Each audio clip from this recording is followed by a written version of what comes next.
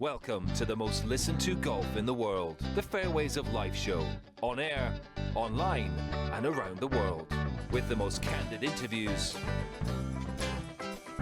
unforgettable stories, taking you beyond the ropes. Here's your host, New York Times best-selling author, Matt Adams.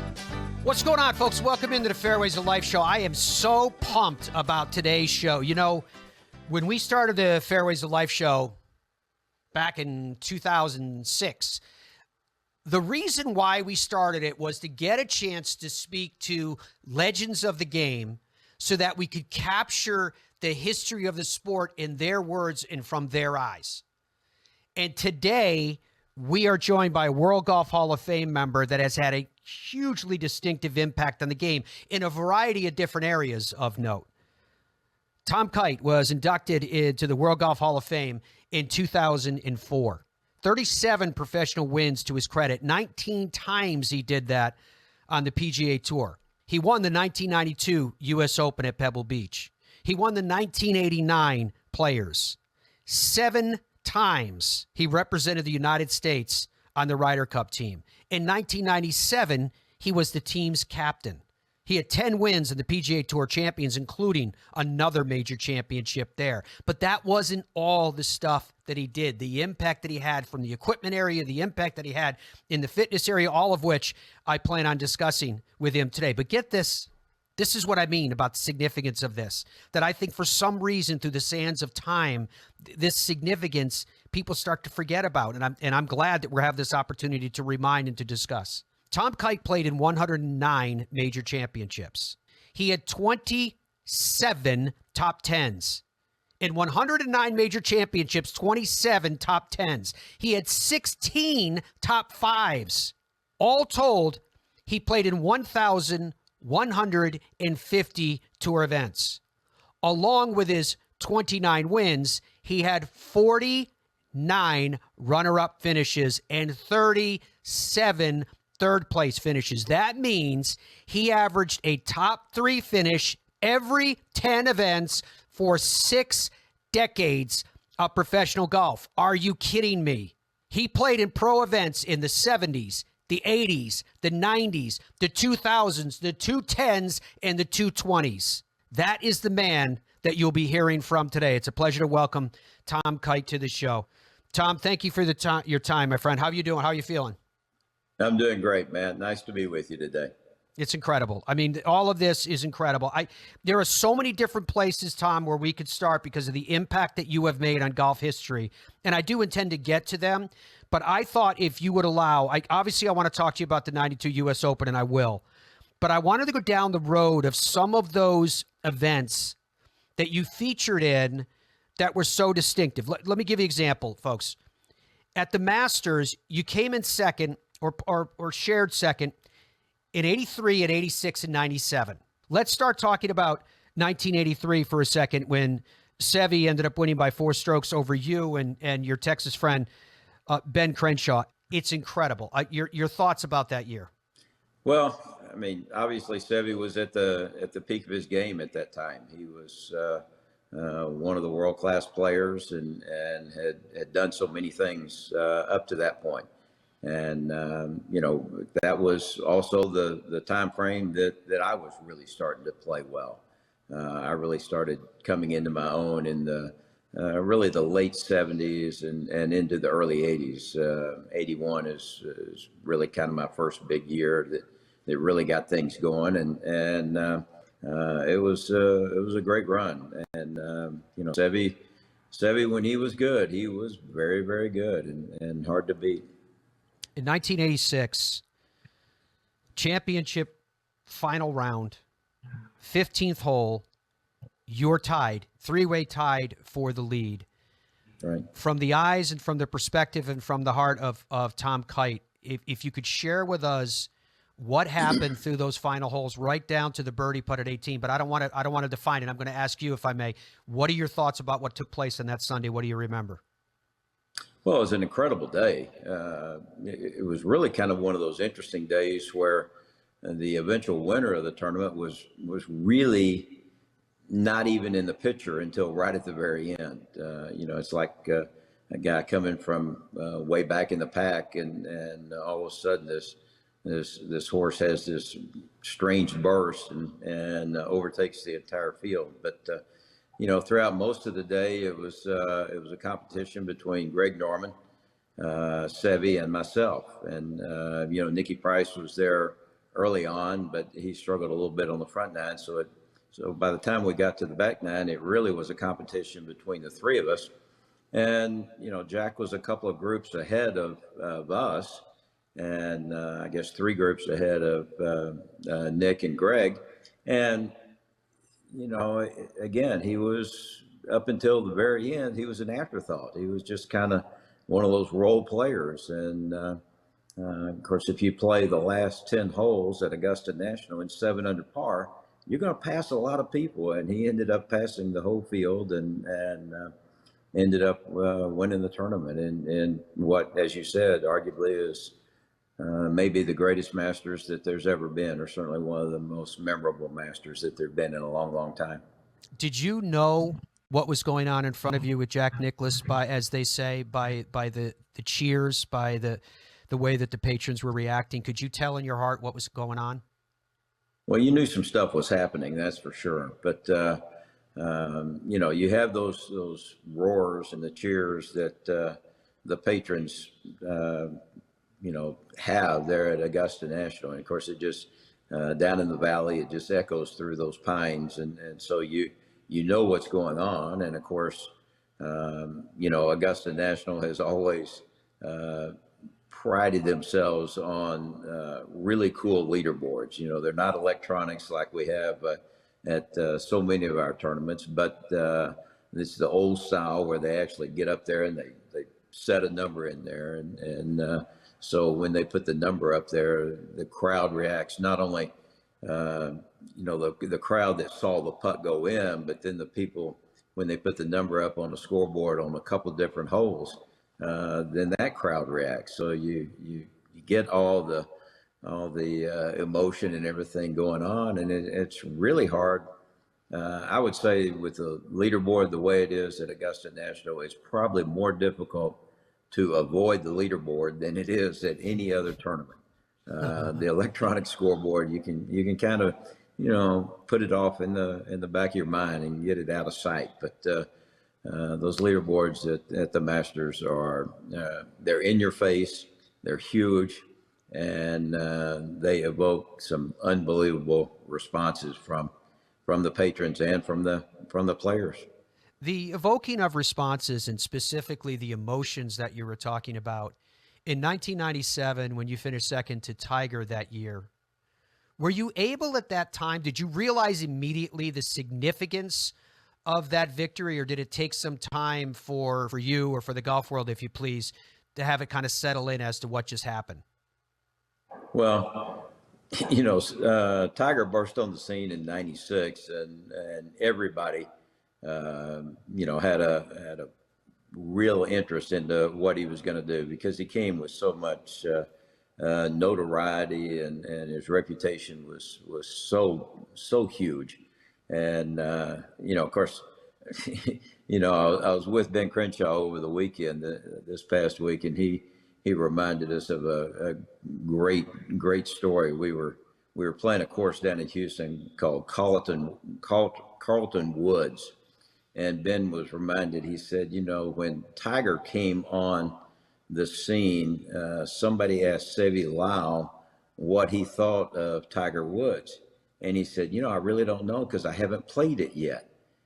Talking about thinking it was a golf course.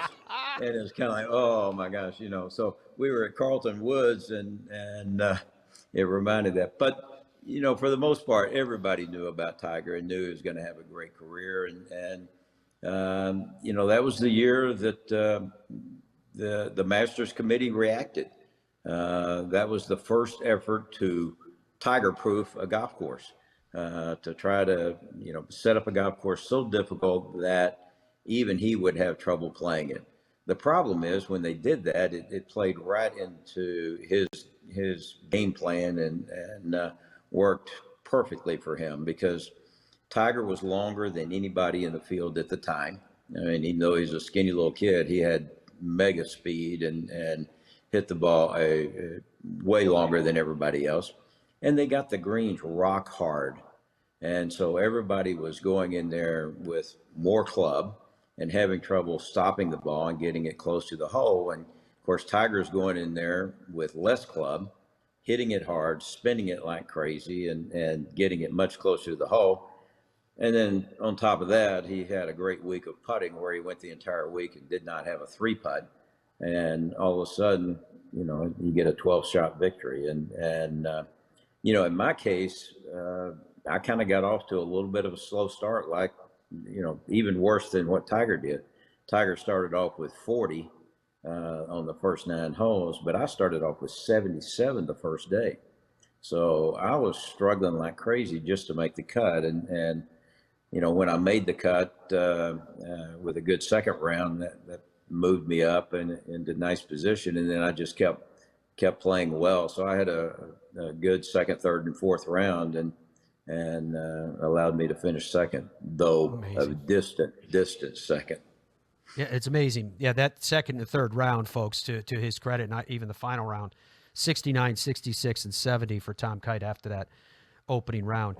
And I think it's the measure, Tom, of who you are, not only the duration of your excellence over decades, but you mentioned starting to play well in the late 1970s. And in 1978, you were second at the Open. That was the year it was held at St. Andrews. Once again, it was a shared position of second with Owen and Floyd and Crenshaw and yourself. But Jack Nicklaus won that one.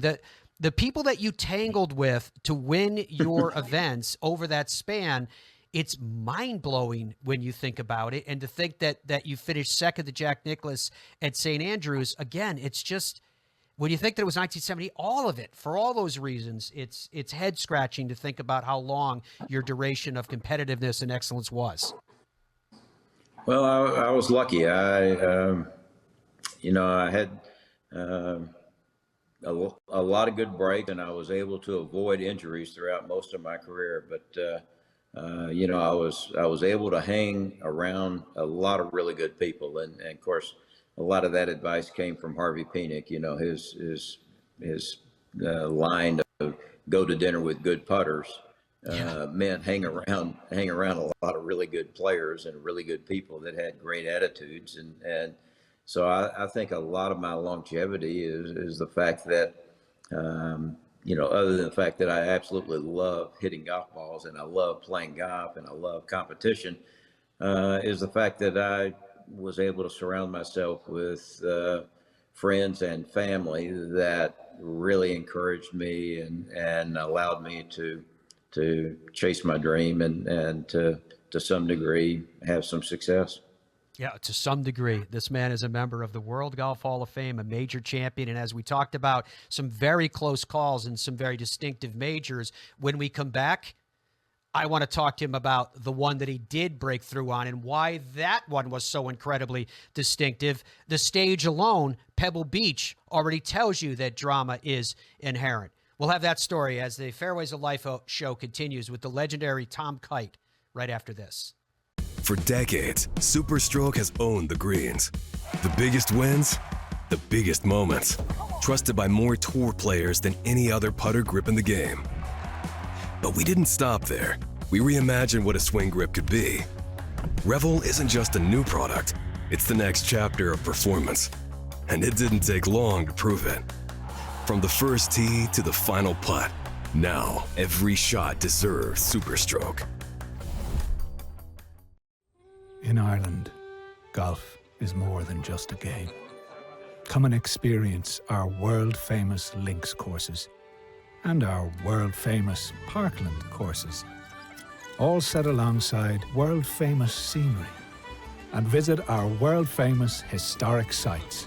And while you're here, enjoy our world-famous hospitality.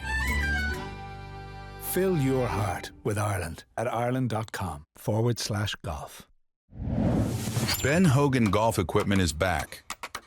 Established in 1953, we serve golfers who demand excellence of their equipment. Designed by the game's best engineers, forged in the world's best foundries, and built to order in the USA.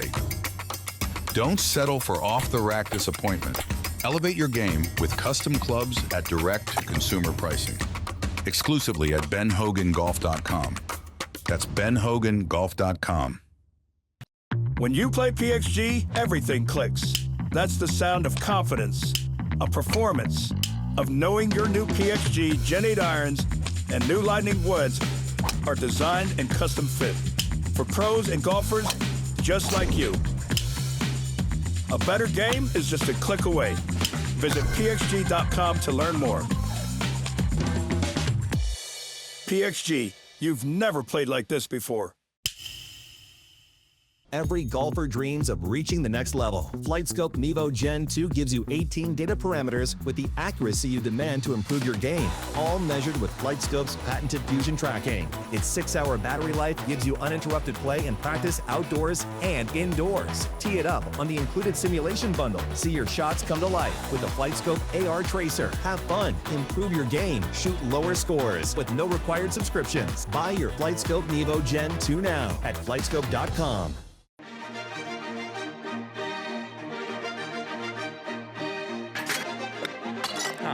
Nice one.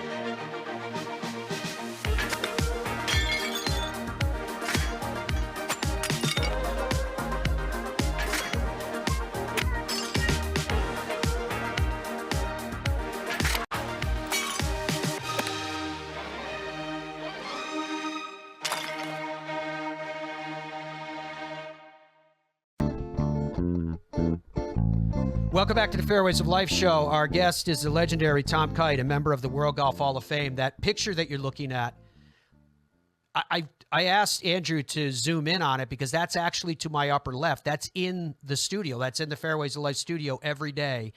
That one means a great deal to me. That was the first major that I had attended on the West Coast in Pebble Beach in 1992 and had that framed up for my dad and had it signed by, as you can see on the left, Tom Kite, Jack Nicklaus, and above where it says United States Open, you can see Tom Watson had signed it.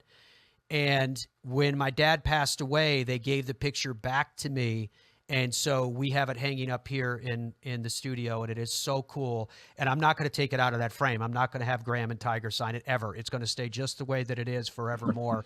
It truly is one of my prized golf possessions, and it's very much because of what Tom Kite did on that week in 1992.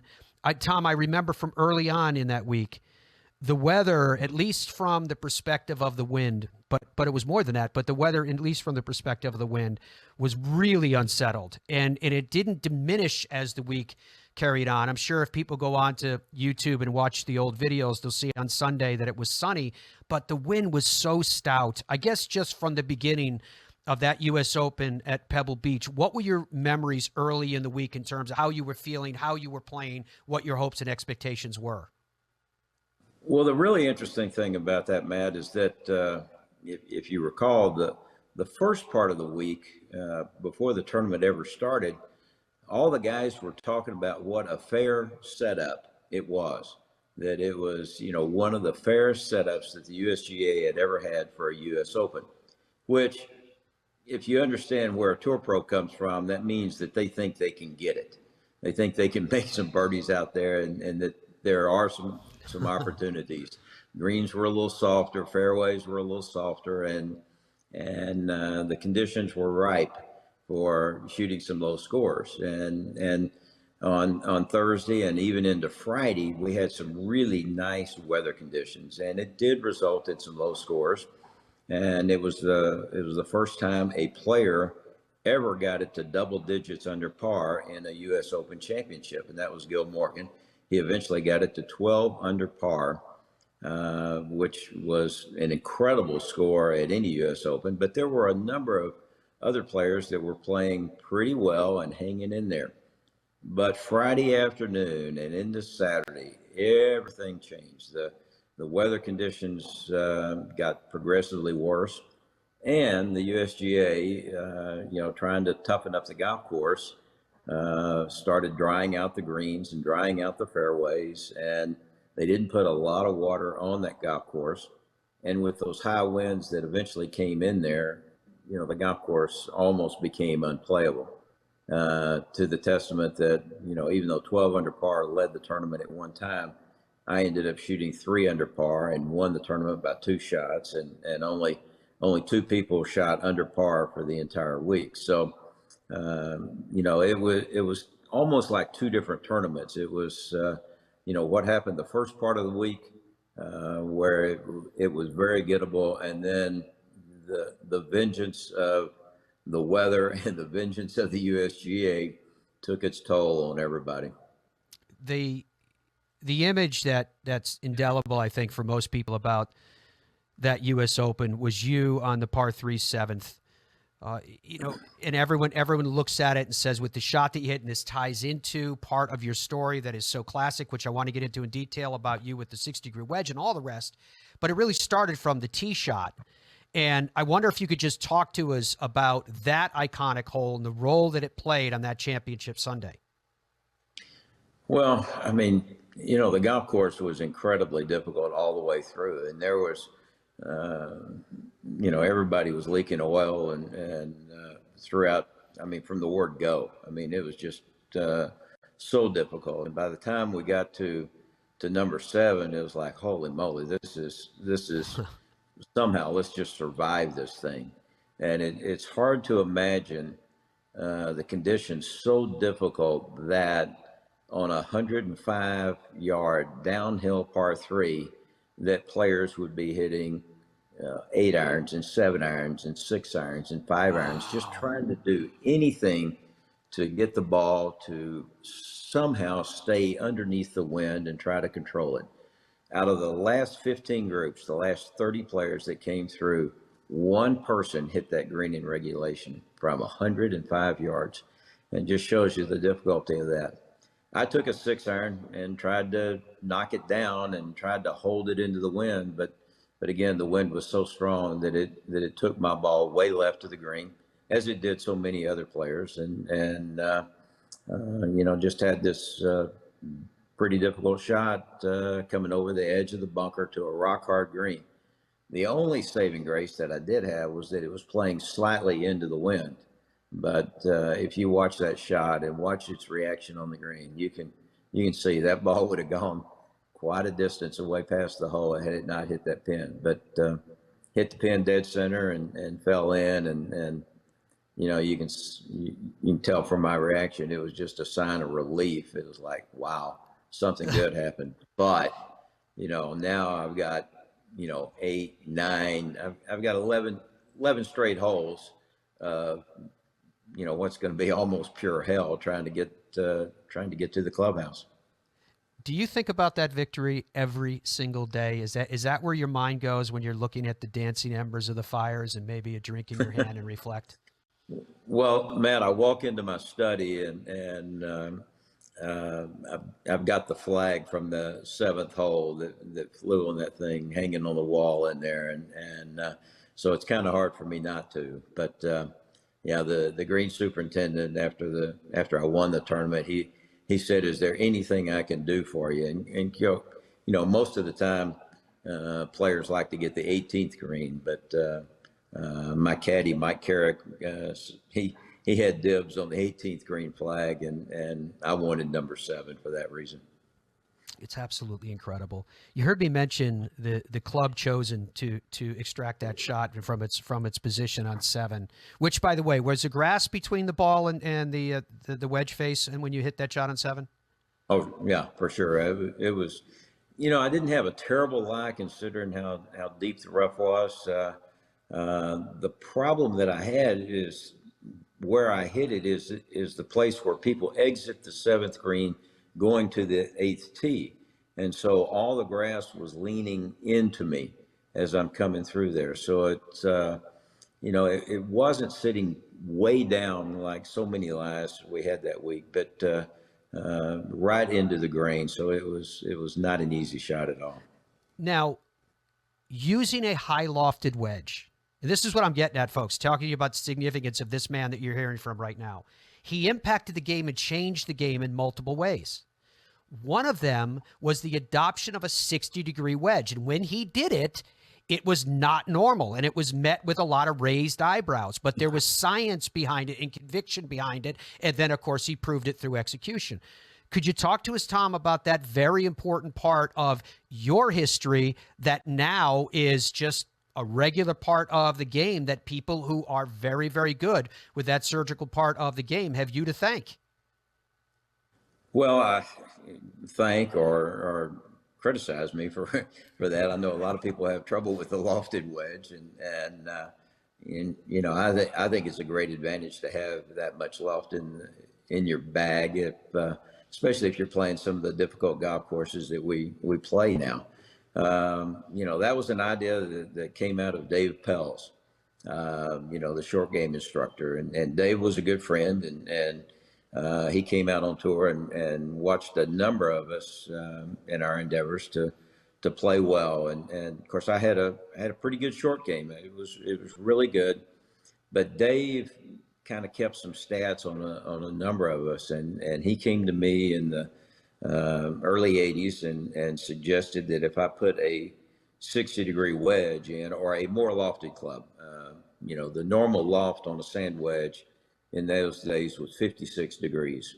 And so he was suggesting something with more loft that I could hit full and not have it go very far, where I could make a fuller swing and have more control over it, put more spin on it, and have it go a shorter distance. And I kind of was a little dubious and skeptical of some of his thoughts. And so for about 6 months, I kept my own stats, and I charted every shot that I had, at 210 all the way down to 30 yards at 10-yard increments. And I put it on a little chart.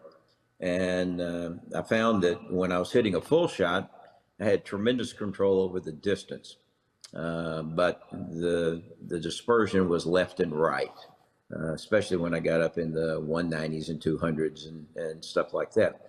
As I got closer down to about 130 yards, everything kind of came down. I got more control over the distance, but I also got a lot more control over the accuracy, and I almost had a perfect circle around the target.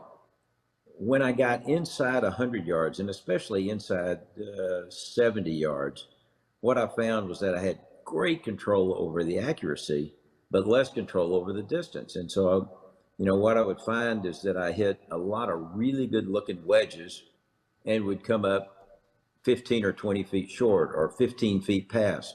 And, if you hit it 20 feet past, you might as well have hit it 20 feet to the right. And, everybody would complain about hitting a 70-yard wedge 20 feet to the right, but, they hit it 25 feet past and think, oh, man, that was a great swing. But, you didn't have the right touch. And of course, back in the early 80s, PGA Tour average in making putts was about 50% from 6 feet. So the goal was to get it inside 6 feet so you had a good chance of making the putt.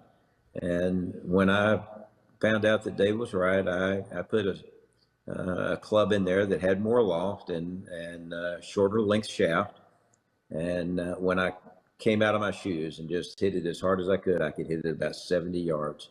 And so when I got 30 and 40 yards, I was able to make a much fuller, more aggressive swing and control the ball better. And immediately my game was elevated a significant amount.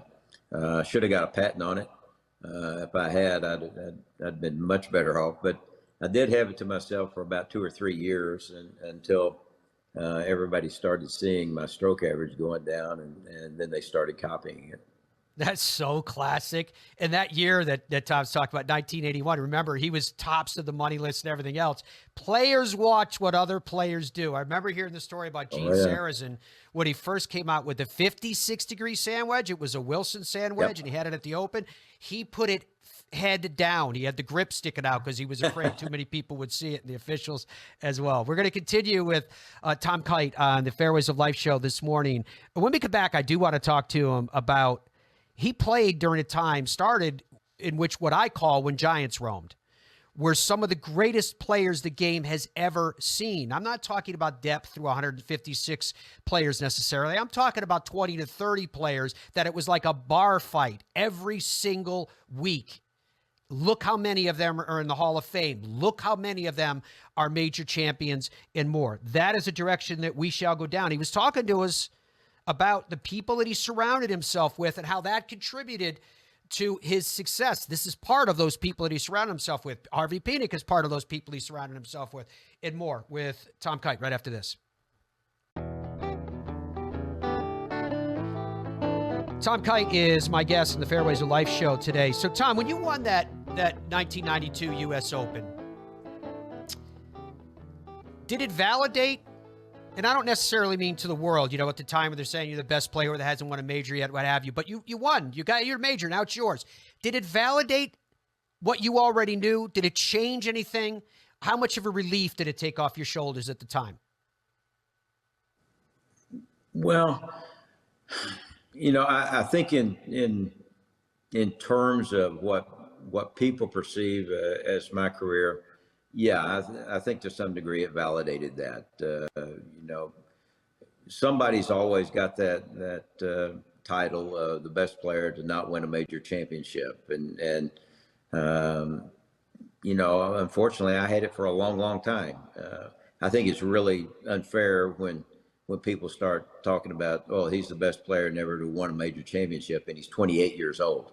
It's kind of like, well, that's probably a little too early to start throwing those titles at somebody like that. But when you get in your late 30s and in my case early 40s, and have had the career that I had and had done the things that I had done, that was really an omission, and it was something that I always wanted to get. I thought I would win major championships way more often than that, and way earlier in my career, but it didn't happen. So when it finally did happen, when I was 42 years old, it was quite a relief. In terms of, did it change anything? Not really. Maybe the perception that people have of me and the recognition that I get from my accomplishments in golf is elevated, but fortunately, I had a great family and a great support system, and had I not won the U.S. Open Championship, I think all those people would still love me and be supportive of me. So it didn't really change my life a whole lot, but I think the perception that people have of me is probably a little different. You were on so many, as we opened up the show, discussing specifically the United States Ryder Cup teams that you were a part of. And because we were talking about 1981, it pops in my mind because I still think 1981 could have been the greatest United States Ryder Cup team of all time. What of your memories from a long career on the Ryder Cup side stick with you today? Where does your mind go for that?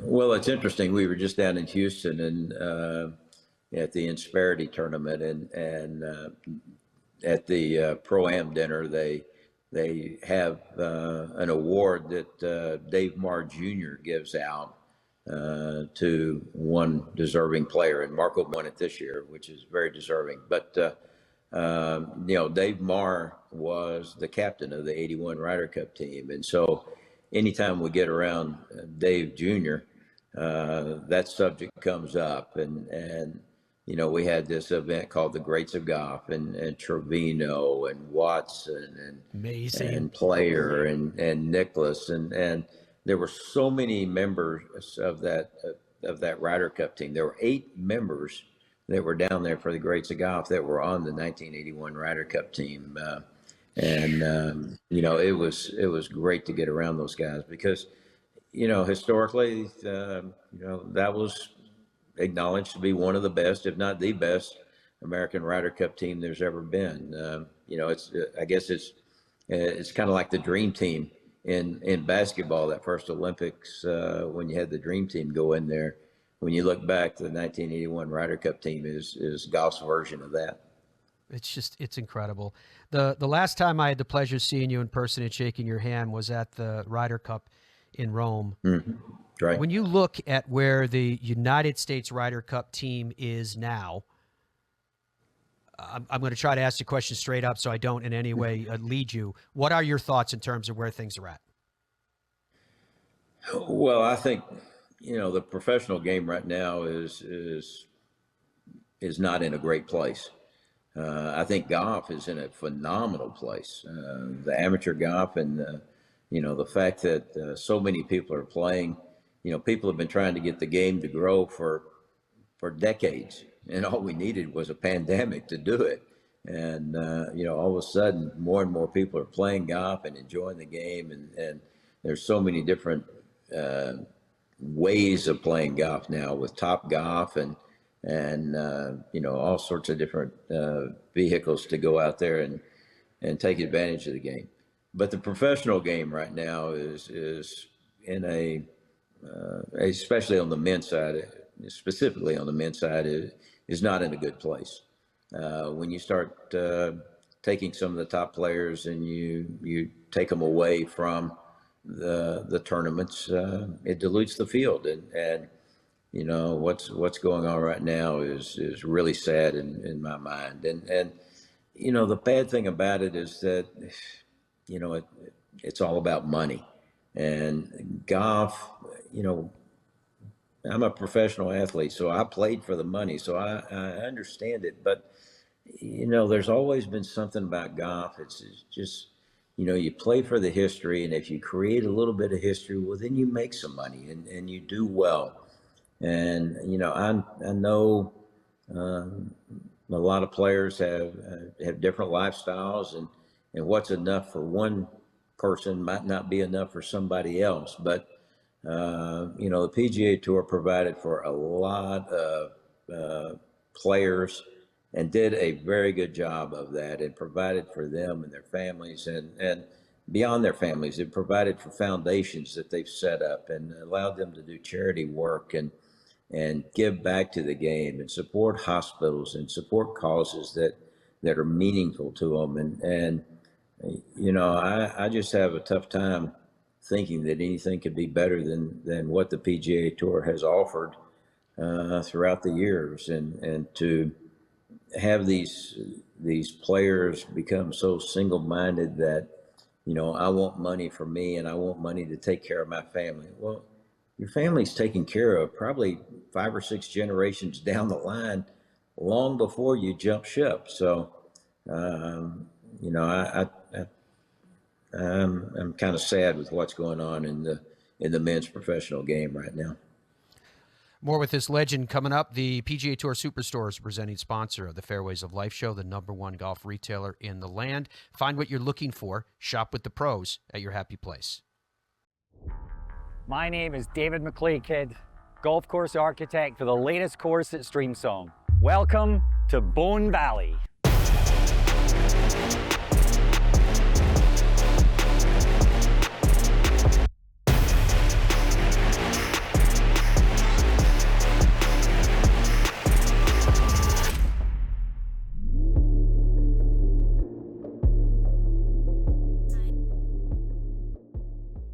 Hey, I'm golf broadcaster Matt Adams, and I have skin cancer, just like almost 10% of the U.S. population, but even more scary, 30% of us golfers. So once again, the legacy of Arnold Palmer is leading the game with Arnie's Mineral Sunscreen.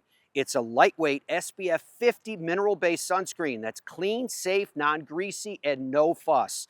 Log on to shoparnies.com to protect yourself and live life to the fullest, just like the king. Imagine your ultimate golf experience. There's a good chance it's Michigan's Magnificent 11. 11 spectacular courses from Boyne Golf, varied in both topography and play. Boyne Golf was named the #1 best golf destination in USA Today Reader's Choice 2025. And the Highlands at Harbor Springs is the #2 golf resort in that same USA Today poll. The ultimate golf experience. That's Michigan's Magnificent 11.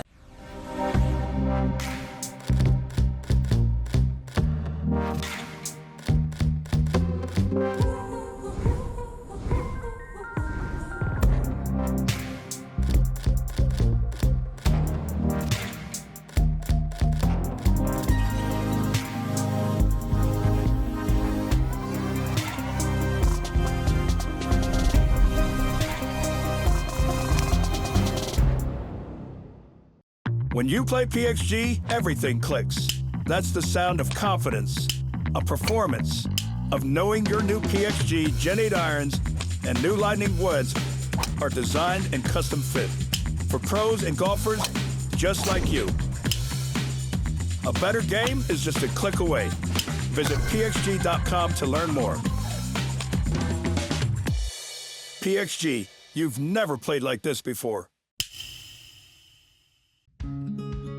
Hey, I'm golf broadcaster Matt Adams. You know, Hub's Peanuts has been cooking up the top 1% of peanuts for over 70 years. And these aren't your average nut. These are super extra large Virginia peanuts cooked in the USA. Family-owned Hub's Peanuts have more protein than any other nuts. So whether it's a boost on the course or a special gift, the variety of flavors guarantees Hub's Peanuts is just what you need. Family-owned, nutritious, delicious, and sustainable. Hub's Peanuts, it's just right. HubsPeanuts.com.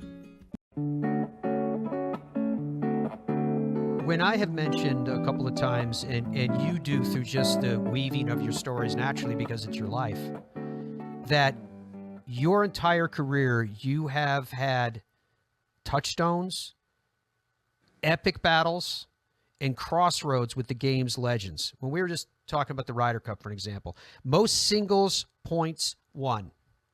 All time, Arnold Palmer, 7. Billy Casper, 7. Lee Trevino, 7. Gene Littler, 6.5. Tom Kite, 6. Sam Snead, 6. Most foursome points won. Lanny Watkins, 9. Arnold Palmer, 9. Billy Casper, 9. Jack Nicklaus, 8. Tom Kite, 7.5. Tom, everywhere you go in your career, you bump into an all-time legend on your pathway to your own distinctive part of history that you own. One of them that I'm interested in, which I haven't mentioned his name yet in this interview, is Ben Hogan. You're both Texas guys. I remember the magazine ad with you and Mr. Hogan and sitting in the chair, and it was so distinctive, right? All these, I don't even know how many years ago we're talking about, but so distinctive that it continues to resonate in the memory. I guess if I may, the place I'd like to start with talking about legends is ask you about you and Ben Hogan. Well, you don't grow up in Texas and not idolize not only Ben Hogan but Byron Nelson. From that generation, there was the big three. It was Nelson and Hogan and Snead, and I was fortunate enough to have had contact with Mr. Hogan and Mr. Nelson just because of my Texas roots, and would run into them. Had a chance to watch Mr. Hogan hit some golf balls out of Shady Oaks one time, pretty late, in his life. But it was just a great experience to have those two people as your role models, for somewhat different reasons. Mr. Hogan, the game never came easy to him, not like it did with Nelson and Snead. And, those were two really, really great athletes, and the game came relatively easy to them. To Hogan, it was a struggle, and he had to battle through it. And it was late in his career or late in his life, his sporting life, before he really started having some success. And once he did start having that success, he never let go. I use that a lot as my blueprint. You look at me, I'm not a great athlete or anything. There's certainly a lot better athletes, bigger, faster, stronger than I am. But I used a lot of what Mr. Hogan did as kind of a blueprint for my game. To, if you go at it really hard and really study the game as much as you can and try to build on your strengths and try to correct your weaknesses, well then, you're going to have some success. So he was a great role model for me. Do you recall any, either overtly or just something that you observed from Ben Hogan? Did he leave you any messages in terms of again, advice spoken or otherwise, that you continue to carry with you today? Well, I mean, he encouraged me every time I got around him and everything. He acknowledged the fact he had heard how much I love to practice and how hard I don't call it working my game. I mean, if a 12-year-old kid goes out to the golf course and spends all day out at the golf course, everybody says, man, that kid's having fun. If a 38-year-old man goes out and spends all day at a golf course like that, they say he's working hard.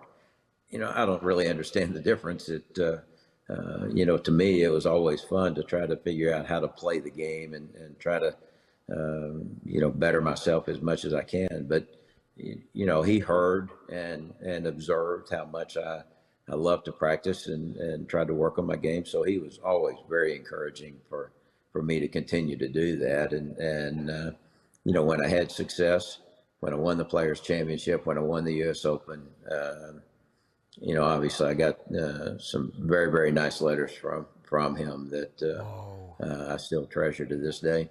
Whoa. There was, I guess from an iconic standpoint, people talk about a mystique that surrounds Ben Hogan, a certain mystery where we don't have full knowledge of what the man was like. We only have this legend, the steely-eyed legend.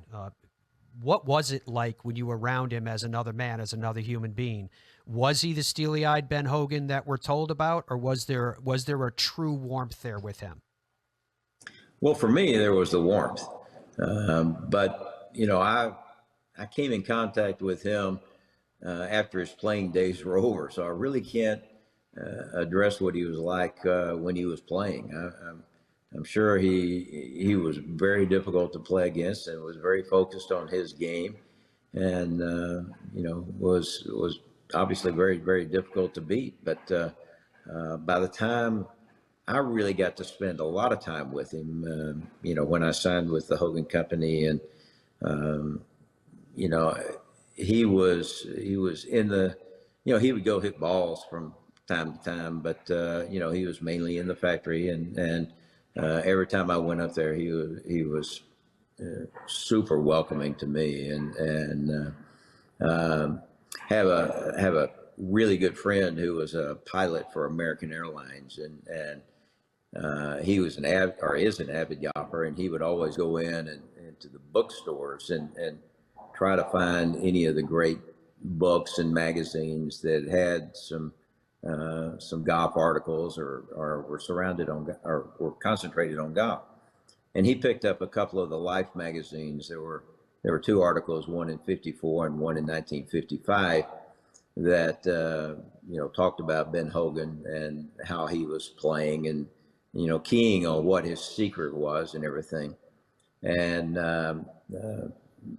this friend of mine got me a couple of copies of those magazines, and on one of my trips up to the Hogan factory, I was brazen enough to take those up there to get Mr. Hogan to sign those for me. And when I laid them out on his office, he kind of looked down, and he actually took his glasses off and he cleaned them a little bit and put them back on, and looked at it, and I mean, he didn't say a word for the longest time.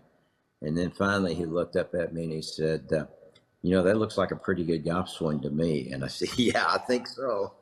And he was great. I have nothing but great things to say about Mr. Hogan. It is so cool, Tom. It is so great to get an opportunity to catch up with you, to get your memories of what was, to get your perspective on what's going on right now, to talk about the people in your life that made a difference. We didn't even have time to talk about Harvey Penick, and we will going down the road. My mind keeps going back to, I remember you and I were talking on the day, this would have been 14 plus years ago, on the day that you turned 60 years old. And I remember asking you something akin to, what do you think this means for your golf game? And you said to me, paraphrasing, you said, Matty, I still don't know how good I can be at this game. And I thought that was such an amazing perspective. Does Tom Kite still have that perspective today? Yeah, I mean, obviously I'm not competing anymore, and not playing nearly as much golf, not hitting nearly as many golf balls as I used to. But yeah, I know how good I've been. I can go back and read some of the articles, and I have some memories of things that I've done. So I know how good I was, and I know how what I did in the past. But what's going forward? I don't know. I'm 74 years old right now, and I still enjoy playing golf. I'm fortunate here in Austin. There are still a number of members of the Austin Country Club of people that I grew up with, that I went to junior high school and college with. And a lot of those people took lessons from Harvey Penick. And so those guys are still, they all have good grips. They all set their hands on the club properly, and they all have pretty good swings. And we've all lost speed, and we're not nearly as good as we once were. But, those are guys that for, over 60 years, 65 years, we've played with and against each other through the years, and I still enjoy getting out with them. I'm planning on playing this afternoon with a couple of guys that I went to junior high school with. So, but even though I enjoy being with those guys, I don't want them to beat me. I still want to be able to take care of those guys. And so, the goal is, nothing's, my desires to play well haven't changed at all. My ability to not play poorly certainly has been lessened as I've gotten older and less flexible and just don't move as well. But my desires to play well are still there. And so when I get out there, I promise you, I'm still trying on every shot as hard as I can. As Harvey Penick would say, I'm trying to take dead aim. Trying to take dead aim. The impact you've had on the game has been a dead aim. World Golf Hall of Fame member. The impact you had with the equipment, the impact you had with fitness, the impact you've had with golf architecture and more. Long may it continue. My friend, Tom Kite, thank you very much for what you have meant to the game of golf, and thank you very much indeed today for the amount of time that you've spent with us. Matt, always a pleasure to be with you. I enjoy watching you, and keep bringing these good stories to the golf public. We need your perspective for sure. Thank you very much, sir. This is it. This is why we do what we do, to get a chance to speak to legends like Tom Kite and relive history. Quite remarkable. Thank you so much for your company, folks. Bye for now.